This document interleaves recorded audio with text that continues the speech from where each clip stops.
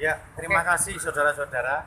Saya berangkat dari perintah dari KPAI untuk perlindungan anak-anak dari Jakarta, ada juga Mbak ini dari daerah juga perlindungan perempuan dan anak. Kasus ini sebenarnya kasus yang udah basi. Ada rekayasa hukum yang dimainkan oleh instansi peradilan hukum yang ada di Banyuwangi.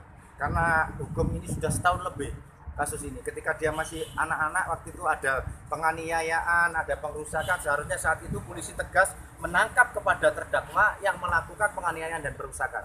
Tapi sampai saat ini juga belum ada penangkapan. Saya terima kasih kepada Pengadilan Banyuwangi sudah memberikan satu keadilan yang luar biasa, bahwa hari ini juga ada putusan 2 bulan dengan denda 10 juta, apabila tidak membayar 10 juta juga akan ditambah kurungan menjadi 3 bulan. Ini satu keputusan yang sudah sangat luar biasa bagi keluarga. Saya mewakili keluarga Olive. Ini adalah foto model yang membawa nama harum Banyuwangi yang harus kita bantu karena dia masih anak-anak, dia yang lemah, direkayasa oleh peradilan hukum yang ada di Banyuwangi. Ya, teman-teman, ini silahkan nanti kalau mau di media, inilah penyataan peradilan yang ada di Banyuwangi. Untuk 20 itu sudah dirasa seimbang nggak, Pak? Saya pikir sudah seimbang sekali lah. Kita tidak cukup, nggak usah muluk-muluk. Ini sudah satu putusan yang luar biasa. Saya terima kasih kepada Pak Putu Endro yang sudah melakukan keadilan dengan seadil-adilnya.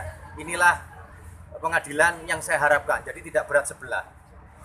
Kita juga tidak akan menghukum orang lama karena orang dihukum itu tidak enak. Minimal hukuman 2 bulan atau denda 10 juta atau diganti dengan hukuman 1 bulan menjadi 3 bulan itu menjadi seseorang itu untuk kapok dan berintrospeksi, tidak akan berbuat semena-mena kepada anak.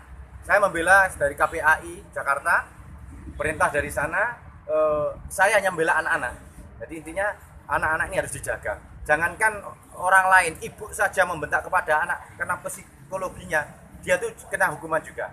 Jadi mari kita bersama-sama kasus ini untuk pembelajaran bagi kita, bahwa kita ini harus hati-hati kepada anak-anak, kita harus bisa mendidik dan menjaganya.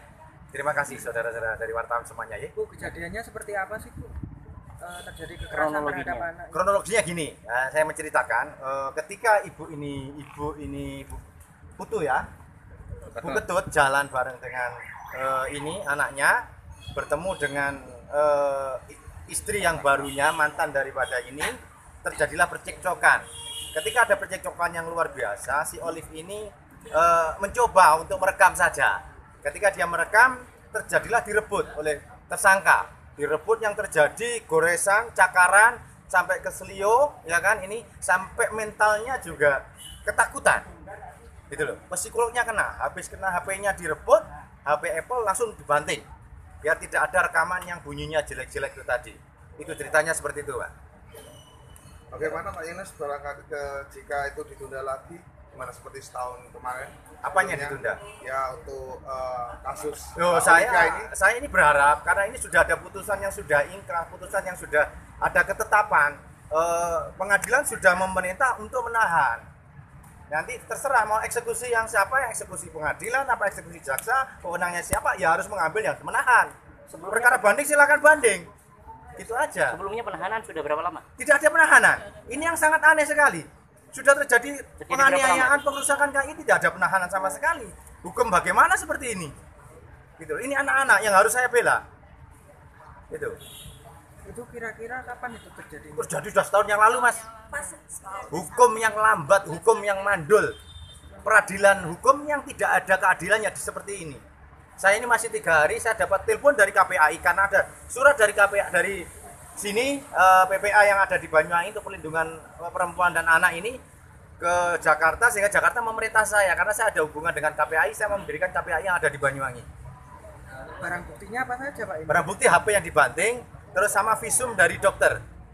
Jadi terjadi cakaran, beberapa lecetan juga, terus tangannya juga tergilir sehingga terjadi depresi anak ini, stres. Tidak mau sekolah, saat itu masih SMA kelas 2 atau kelas 3 itu tidak mau sekolah dan tidak sekolah ada 1 bulan lebih karena depresi. Saya sebagai Komisi Perlindungan Anak akan membela siapapun yang menyiksa anak, saya akan bela. Dan hari ini saya terima kasih kepada pengadilan yang sudah menentukan hukuman sesuai harapan kita. Terima kasih Mas ya. Ya, ya. Nama tersangka tadi, terdakwa tadi siapa? Nama